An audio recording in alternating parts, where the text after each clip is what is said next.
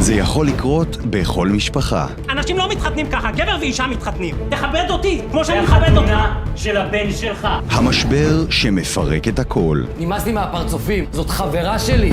מתי תביני את זה כבר? כי אף אחד מאיתנו לא גזען, מה את רוצה, שכל הרחוב ידע שהבן ההומו שלך מתחתן עם גבר? אבא. עד שזה נכנס לבית שלו. סליחה, אבל השחורה לא נכנסת לבית שלי.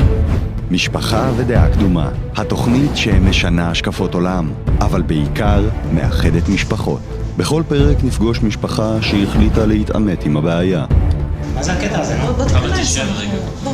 זה לא תמיד קל, אני לא מוכן להשתתף בקרקס הזה. אתה חייב לעשות את המאמץ הזה בשבילנו. הגזען יעבור לישון עם האויב למשך שבוע. שלום, אתה משה? נדב. ואמא עוד אלי. אבא ועוד אבא. זה נורמלי? אבל הוא אף פעם לא לבד. אתה ראית שיש שם תינוק? כן. תראי את אבא בא לו למות מזה. הוא הולך להכיר את אותה קהילה שהוא שונא מקרוב.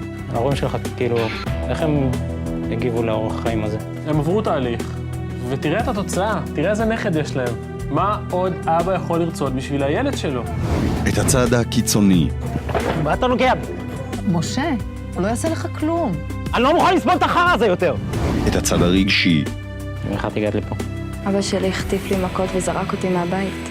בלי המקום הזה לא היה לנו איפה להיות. ואת הצד שלא כולם מכירים. אני בטוח שהוא מתישהו יתפכח. יהיה בסדר.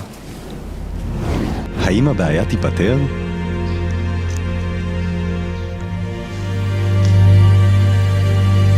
בסוף הם פשוט חייבים לבחור. משפחה ודעה קדומה. כי משפחה זה מעל הכל.